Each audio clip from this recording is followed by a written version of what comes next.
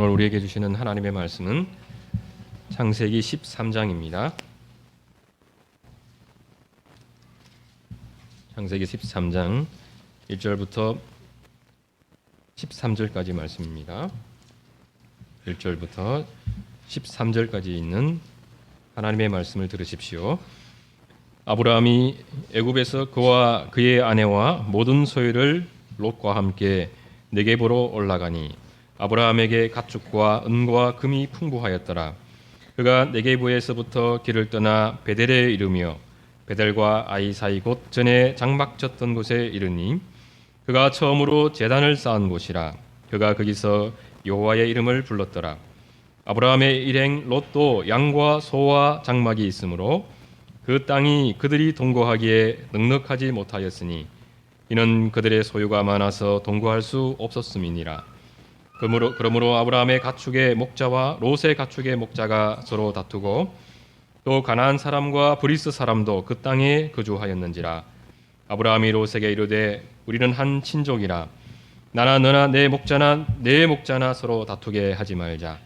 내 앞에 온 땅이 있지 아니하냐? 나를 떠나가라. 내가 좌하면 나는 우하고 내가 우하면 나는 좌하리라.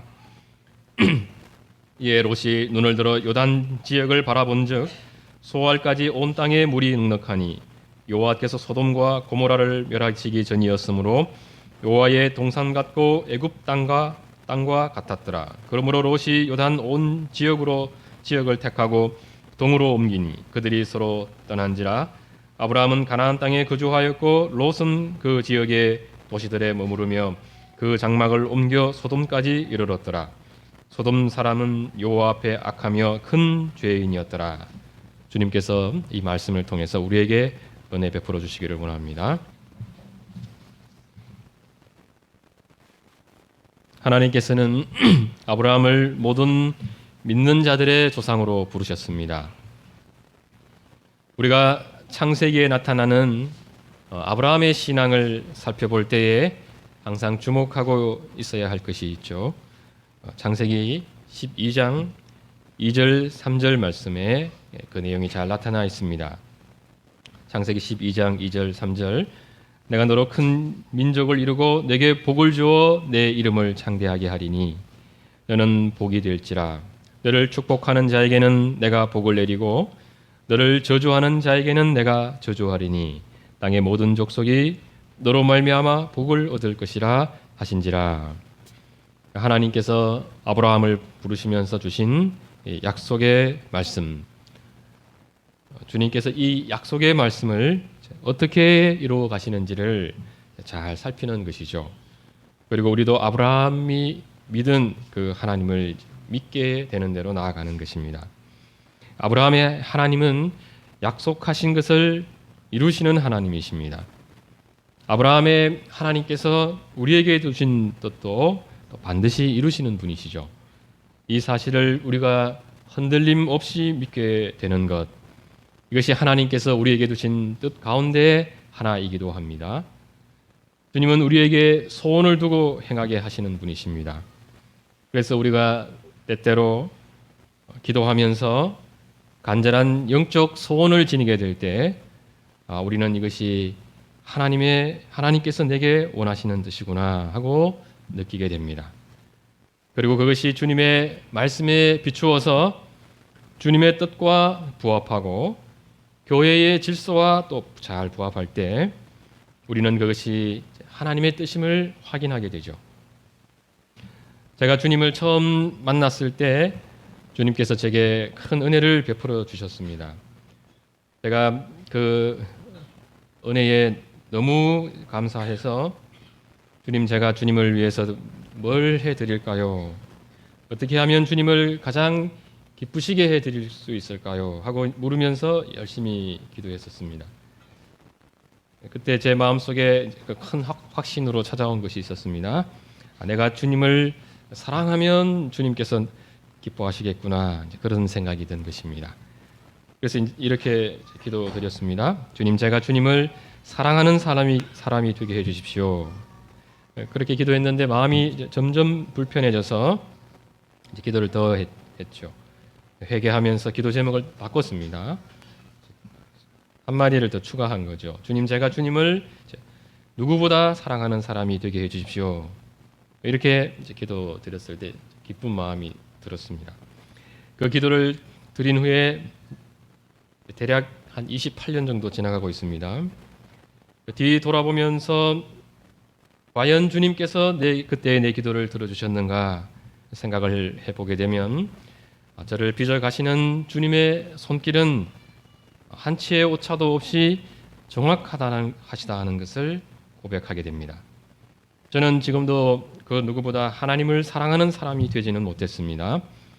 그러나 28년 전에 제가 기대했던 미래의 제 모습보다는 그래도 지금 제 모습이 조금 더 상태가 좋습니다. 저는 주님을 믿었지만 계속해서 주님이 잘 믿어지지 않았습니다. 도대체 언제쯤이면 주님을 믿으려고 애를 쓰지 않아도 주님을 믿는 사람이 될 수 있을지 마음이 답답할 때가 많았습니다. 주님을 사랑했지만 주님을 사랑하기 위해서 애를 쓰지 않으면 그 많던 사랑은 다 어디로 가는지 마음이 답답할 때가 많았죠. 그런데 놀랍게도 이제는 주님을 믿지 않으려고 애를 써도 주님이 또 믿어지는 사람으로 바뀌게 되었습니다. 주님을 그 누구보다 사랑하는 사람은 아니지만 제법 주님을 사랑하는 사람이 되었습니다. 저는 자존심이 센 사람입니다. 쓸데없는 자존심이죠. 또 제가 좀 출중한 그 태권도 선수였기 때문에 주로는 때리면서 살았지 맞아본 적이 없었습니다. 거의. 그런데 지난 16년 동안 발달 지체 아이들을 치료하면서 우리 아이들에게 얼마나 많이 맞았는지 모릅니다. 애들이 이제 수업을 하다 보면 활짝 웃습니다. 그러면은 이제 탁 때리지 그러거든요. 그래서 아이들이 저를 얼굴을 보면서 활짝 웃으면 이제 마음속에 대비를 하는 거죠. 태권도를 배워서 딱 그때 다 썼습니다. 이렇게. 그래서 한 반 정도는 덜 맞은 거죠. 그래도 상당히 많이 맞고 안경도 뺏어서 부러뜨리고 또 얼마나 꼬집고 막 핥히는지 모릅니다. 저는 완벽주의적인 성격을 지니고 있습니다. 그래서 예배당 의자에 줄이 안 맞으면 그것을 보고 가만히 두지를 못합니다. 그래서 왔다 갔다 하면서 이렇게 줄도 보고 이렇게 하는 버릇이 아직도 남아 있는데 그래도 지금은 그 증상이 많이 치료되었습니다. 완벽주의적인 성격이기 때문에 발달지체 아이들과 수업을 할 때 아이들이 내 뜻대로 반응해주지 않으면 그게 얼마나 이제 화가 나고 견디지를 제가 못했습니다. 한 10년 동안 어떻게 하든지 그 아이들을 제가 변화시켜 보려고 애를 많이 썼었습니다. 그리고 나서 결론을 냈습니다.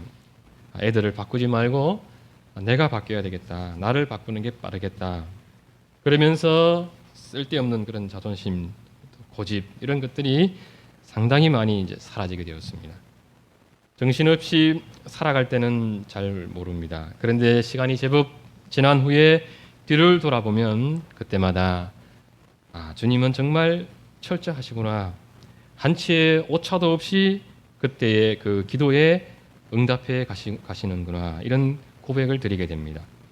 아브라함의 하나님, 우리의 하나님께서 우리 삶을 어떻게 인도해 가신지를 우리가 잘 살펴가면서 또 창세기 속에 나타난 그 아브라함의 하나님께서 아브라함에게 주신 그 약속의 말씀을 어떻게 이루어 가시는지를 우리가 잘 주목해 가면서 공부할 수 있었으면 좋겠습니다.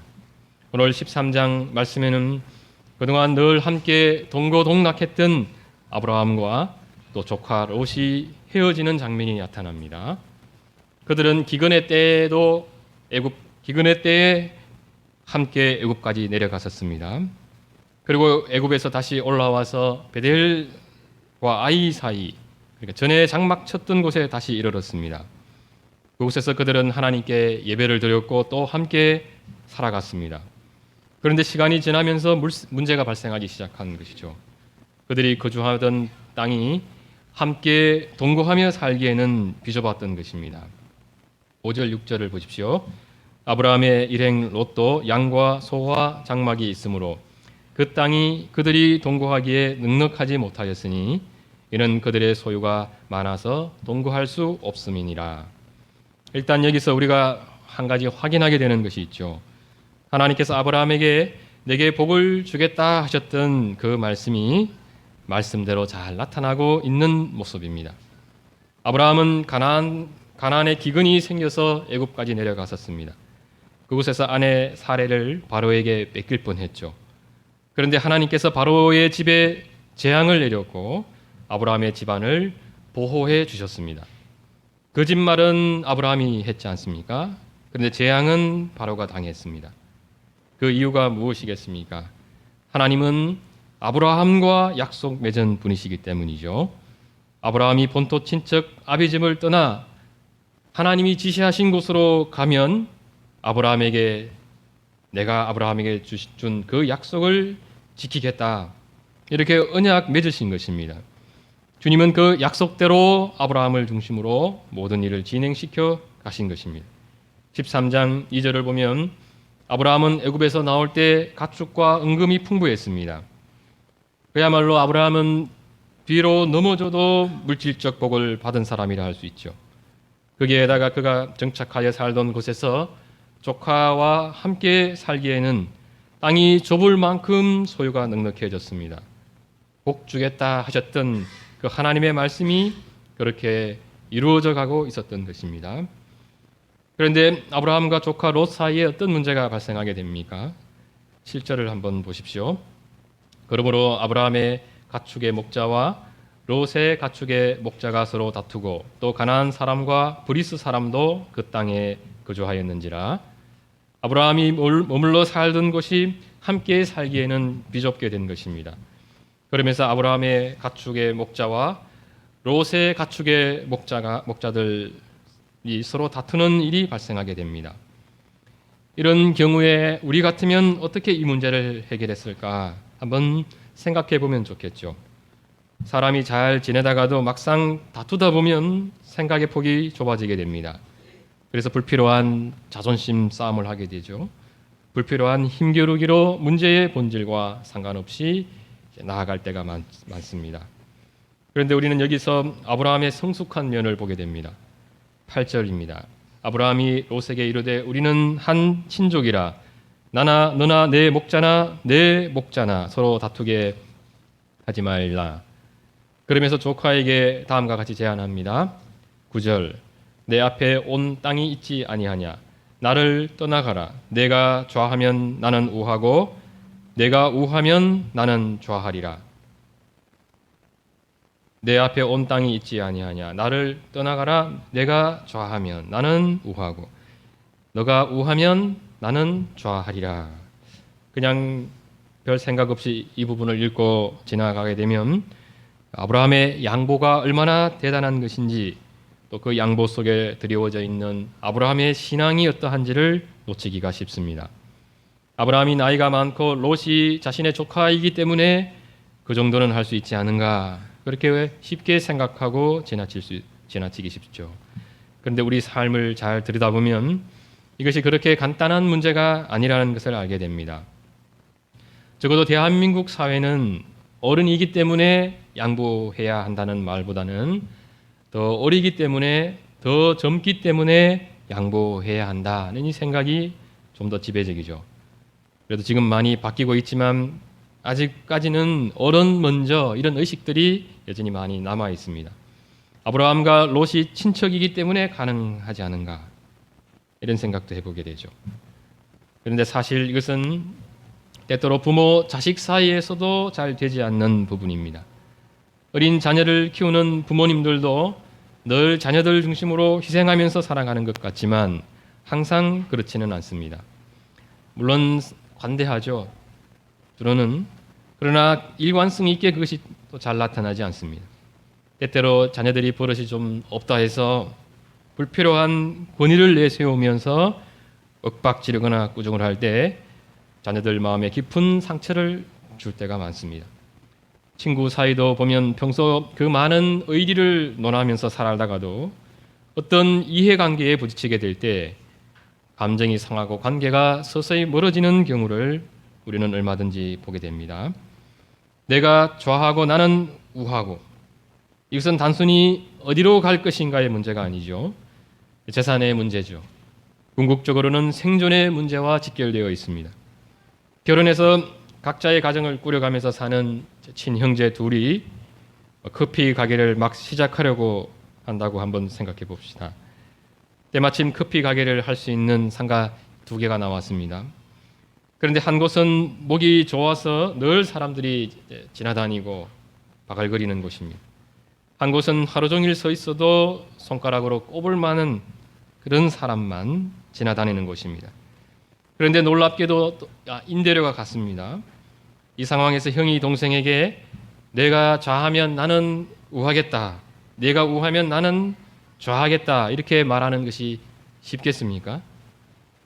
만약 이번에 시작하는 이 사업이 자신의 인생에서 마지막 한 번 해볼 수 있는 사업이고 이번에 실패하면 가정을 꾸려가는 일에 심각한 타격을 입어서 길거리에 나 앉을 수 있는데도 내가 좌하면 나는 우하겠다 그렇게 말하는 것이 쉽겠습니까? 저는 지금까지 그렇게 상대에게 사랑이 많고 관대한 형이나 동생을 본 기억이 잘 나지 않습니다. 얼마 전에 재산 문제로 다투는 그 삼형제 이야기가 언론에 공개된 적이 있죠. 형들 둘은 일찌감치 부모님 재산을 물려받아서 나름 이제 자수성가할 수 있었습니다. 막내 동생은 부모님이 물려준 땅 3,000평 농사지으면서 살았죠. 땅에서 나온 소산물들을 매 형들에게 조금씩 나눠주면서 그야말로 위에가 돈독하기로 소문이 날 정도로 그렇게 잘 살았습니다. 그런데 최근에 동생이 경작하던 땅이 30억이 넘는 금싸라기 같은 땅이 된 거죠. 36억. 그 지역이 개발되면서 땅값이 치솟은 것입니다. 그러면서 다툼과 분쟁이 시작되었고 형제 간의 모든 우애는 금이 가버렸습니다. 법적 다툼으로까지 갈 지경에 놓이게 되었는데 막내 동생이 언론과 인터뷰하는 내용을 보면 그렇게 말합니다. 내가 이 땅을 원래는 팔아서 형들과 재산을 나누려고 생각했다고 했습니다. 그런데 감정이 갈라지면서 땅을 다 팔아도 그 재산의 일부를 나눠줄 생각이 전혀 없다고 그렇게 고백하는 것을 봤습니다. 이런 모습이 우리는 그렇게 낯설지 않죠. 부모님이 물려준 약간의 재산을 가지고도 형제들 간의 다툼이 일어나고 또 원수처럼 되어버린 경우가 많지 않습니까? 이것이 어떤 면에서 돈이 가진 힘이죠. 교회도 그렇습니다. 교회가 재산 분쟁에 휘말려서 교인들이 서로 원수처럼 되어버린 그런 모습을 우리는 지금도 보고 있지 않습니까?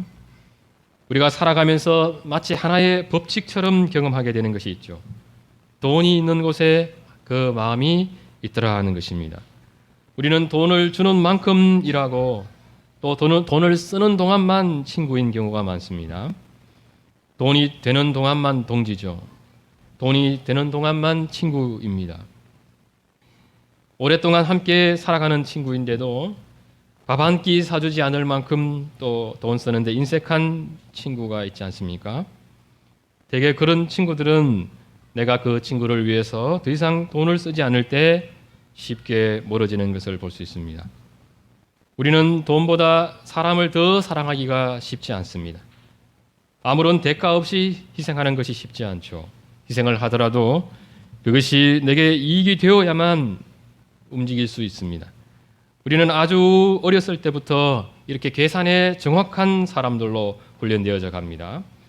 그리고 그것이 좀 더 이상적인 가치라 생각하죠. 그렇게 살아가지 못하는 것은 미련한 것이라 생각합니다. 또 어리석고 무능력한 것이라 생각하죠. 그런데 주님은 사람이 어떻게 사는 것이 하나님의 뜻에 부합하다고 하십니까? 어떤 모습이 정상적인 모습이라고 하는 겁니까? 마태복음 5장 39절 40절을 제가 읽어드리겠습니다. 나는 너희에게 이르노니 악한 자를 대적하지 말라. 누구든지 내 오른편 뺨을 치거든 왼편도 돌려대며 또 너를 고발하여 속옷을 가지고자 하는 자에게 겉옷까지도 가지게 하며 42절에 또 이렇게 말씀합니다. 내가 구하는 자에게 주며 내게 꾸고자 하는 자에게 거절하지 말라. 이 말씀을 보면 대가 없이 희생하는 그런 정도가 아닙니다. 아무런 이유 없이 그저 내 재산이 탐이 나서 이런저런 고소권을 만든 사람이 있다고 생각해 보십시오. 이런 사람은 우리가 관대하게 대해야 할 사람이 아니라 맞고서라도 해야 할 사람이지 않습니까? 그런데 주님은 뭐라고 말씀하십니까? 그가 달라는 것만 주지 말고 그에게 필요하다 싶은 것이 있으면 그것까지 다 주라는 것입니다. 어떻게 그렇게 바보같이 멍청하게 살라는 말씀입니까? 우리가 이렇게 되묻고 싶습니다. 이 세상의 논리로서는 도무지 이해되지 않는 말씀이고 명령입니다. 그런데 주님 편에서 깊이 생각해 보면 주님의 말씀이 이상하지 않습니다. 저 사람 편에서 생각하면 이해가 되지 않는데 주님 편에서 잘 생각해 보면 다 이해되기 시작합니다. 그래서 우리가 주님의 뜻대로 살려면 결국 주님을 만나야 되는데 주님께서 나를 위해서 무엇을 주셨고 또 그것이 얼마나 감사한지에 우리가 눈뜰 수 있어야 합니다. 내가 이 세상 가장 값진 보화를 얻은 사람이라는 것에 눈뜰 수 있어야 하죠. 사실 주님으로 인해서 더는 소유하고 싶은 것이 없어야 하는 사람들, 그 사람들이 그리스도인들입니다. 주님 한 분만으로 완전히 만족한 사람들, 그들이 그리스도인들이죠. 다른 것은 어떤 면에서 우리에게 필요한 것이라기보다는 인생의 짐에 더 가깝습니다. 많은 재산 다 짐이죠. 먹고 입을 수 있는 것이 있으면 사실 우리 인생은 족합니다. 사람들이 많은 재산을 가지려고 하는 그 이유 가운데 하나는 자신을 보호하기 위해서입니다. 사람들의 손가락질, 또 무시로부터 보호받고 싶죠. 때로는 외부의 힘으로부터 보호받고 싶습니다. 그러나 신자들은 그런 보호가 필요 없는 사람들입니다. 주님께서 우리의 보호자가 되시기 때문입니다. 이 믿음을 가지기가 어렵습니다. 이스라엘을 한번 보십시오. 그들의 보호자는 하나님이셨습니다. 그래서 이스라엘이 진짜 하나님을 믿는 믿음이 있었다면 그 많은 군사력이 필요가 없습니다. 그러나 솔로몬 시대 때만 해도 군사력이 급속도로 증가하기 시작했습니다. 하나님을 비교적 잘 믿으며 살아가면서도 신자들은 나 혼자서도 살아갈 수 있는 그런 국리를 해가는 사람들이죠. 그런데 어떻습니까? 그 국리 때문에 신자들은 결국 망하게 됩니다. 하나님에게서 멀어지게 되죠. 하나님 외에 의지할 것이 많으면 우리는 기도하지 않습니다. 그렇게 하나님에게서 멀어져서 스스로의 힘으로 서려고 할 때 그 삶이 결국 어떤 삶입니까? 피곤한 삶이죠. 방황하는 삶이고 또 허무한 삶입니다. 우리 인생은 하나님 안에 있을 때만 안전하고 또 더는 방황하지 않고 평안히 안식할 수 있습니다. 우리가 주님을 잘 믿을 때 우리 재산이라고 하는 것이 많으면 많을수록 내가 짊어져야 할 짐이 많아진다는 것을 알게 됩니다. 그래서 누가 네가 가진 돈을 좀 달라고 하면 감사한 마음이 생기게 되는 것이죠. 당신이 내 짐을 이렇게 져 주셔서 감사합니다 하고 더 많이 주게 됩니다. 저는 예수님을 믿기 이전이나 후나 내가 가난하다는 것 때문에 열등감에 시달린 적은 없었던 것 같습니다. 재미있게 놀 거리가 없어서 힘들었다는 생각은 많이 해봤어도 주머니에 돈이 없어서 힘들다는 생각은 해보지를 못했습니다. 배가 고프면 산에 가서 이렇게 먹을 것을 다 해결했기 때문에 먹고 살 수 있는데 아무런 부족함이 없었기 때문에 그런 생각을 못했습니다. 그런데 제가 무식한 것에 대해서 깊은 열등감이 있었습니다. 그래서 제가 20대 때 밥은 못 사 먹어도 책은 부지런히 사 모았습니다. 그런데 결혼해서 이사를 갈 때마다 이사를 좀 많이 갔습니다. 아내가 책을 계속 버리는데 막 살점이 떨어져 나가는 것 같은 그런 고통을 느꼈습니다. 안 된다 그래도 계속 가서 버리는 거예요. 저는 친구에게 돈은 막 줘도 책은 절대 주지 않습니다. 책 욕심이 그렇게 많습니다. 그런데 살면 살수록 그것도 다 짐이라는 것을 깊이 깨닫게 되었습니다. 사람은 유식해져서 열등감에서 벗어나는 것이 아니라 주님의 사랑을 많이 받음으로써만 열등감에서 나음을 입을 수가 있습니다. 주님의 은혜로 열등감에서 조금씩 벗어나게 되면서 지금은 상당히 이제 편안하게 이 책을 달라고 하면 저 책도 주고 그런 수준까지 발전하게 됐습니다.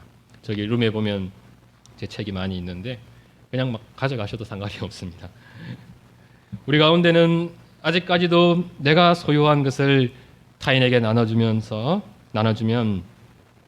마치 손해를 보는 것 같은 그런 느낌이 드는 분들이 있을 것입니다.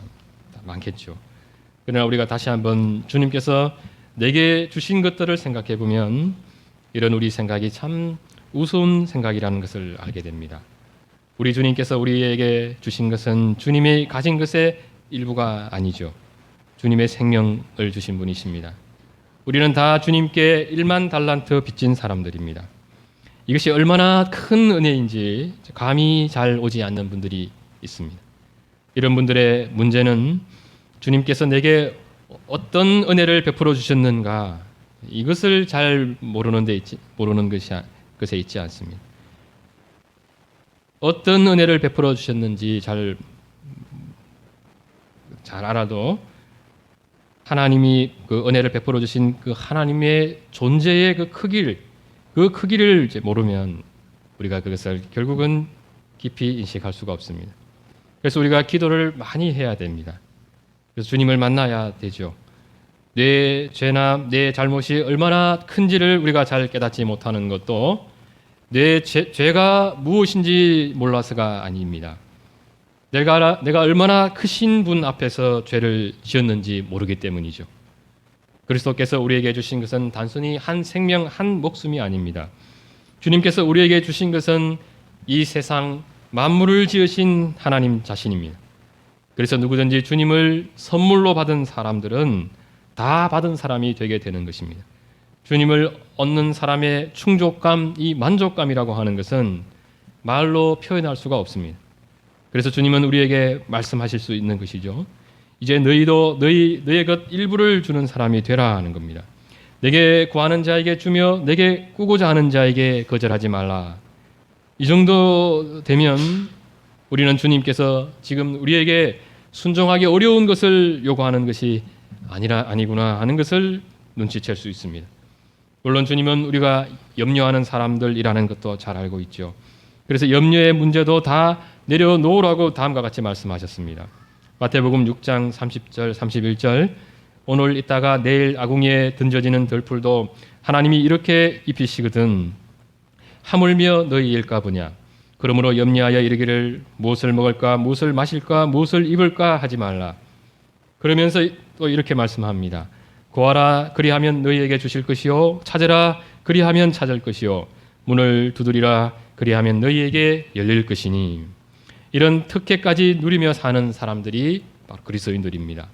그러므로 신자들은 언제든지 좌하면 우할 수 있는 사람들입니다. 속옷을 달라 하면 겉옷을 줄 수 있는 사람들이죠. 내게 꾸고자 하는 사람에게 내 것을 아낌없이 줄 수 있는 사람들입니다. 그러므로 무엇이 문제겠습니까? 주님께서 나에게 베풀어 주신 그 은혜를 기억하지 않는 데 있죠.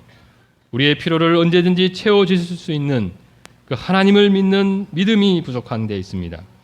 아직까지 주님을 만나지 못한 분들, 주님을 소유하지 못한 분들은 이 세상이 추구하는 이런 가치에서 결코 자유로울 수가 없습니다. 작은 손해에서조차 자유로울 수 없죠. 이런 분들은 희생정신을 배울 것이 아니라 먼저는 주님을 만나야 합니다. 주님께서 나를 위해서 생명을 내어주셨음을 깨닫는 대로 가야 하죠. 내가 좌하면 나는 우하고 내가 우하면 나는 좌하리라. 이렇게 말하는 아브라함에게서 우리가 발견하게 되는 것은 아브라함의 신앙입니다. 하나님을 믿는 그 믿음이죠. 그 믿음을 우리가 아브라함의 결단 속에서 볼 수 있어야 하는 것입니다. 아브라함이 이 정도의 큰 은혜를 조카에게 보여주었다면 조카 역시 그의 준하는 모습을 보일 법하죠. 이거 됐습니다 하면서 삼촌께서 좌하면 제가 우하고 우하시면 제가 좌하겠습니다. 이렇게 반응하는 것이 정상적일 것 같은데 롯에게서 그런 모습을 전혀 찾을 수가 없습니다. 자신이 볼 때 더 살기 좋아 보이는 요단 지역을 택했고 그는 동으로 옮겨갔습니다. 그곳으로 가면서 그는 역시 위기는 기회다 하며 떠나갈 수 있습니다. 그러나 그가 간 길은 하나님의 뜻을 깊이 헤아리지 못한 불신앙의 길이죠. 주님의 뜻을 따라간 것이 아니라 안목의 정욕을 따라간 것입니다. 두 사람이 간 길이 결국 어떻게 되었는지를 우리는 이후의 말씀들을 통해서 이제 확인해 볼 수 있습니다. 우리가 살아가다 보면 주님의 뜻을 따라 결단하며 순종할 때, 또는 주님의 뜻을 알고도 불순종할 때, 주님의 뜻을 결단하면서 순종할 때, 또 주님의 뜻을 알고도 불순종할 때, 이것이 계속해서 반복되는 것을 보게 되죠. 우린 내가 처한 처지가 그래서 그렇다, 상황이 그래서 그렇다 생각하기 쉽습니다. 그러나 자신의 문제를 깊이 돌아보게 되면 결국 믿음의 문제입니다. 신앙이냐 불신앙이냐의 문제입니다. 이것이 우리가 부지런히 기도하면서 참으로 주님을 신실하게 믿으면서 살아가야 하는 이유입니다. 같이 기도드리겠습니다. 걸어가신 하나님 아버지, 저희가 주님을 신실하게 믿지 못할 때 결국은 주님의 뜻대로 살아갈 수 없습니다. 주님의 뜻에 순종하려고 할 때 왜 주님은 이렇게 감당하기 어려운 명령을 하시는가 하고 생각이 들 때가 많은데, 결국 주님을 믿는 믿음이 없기 때문임을 깨닫게 됩니다. 저희가 주님을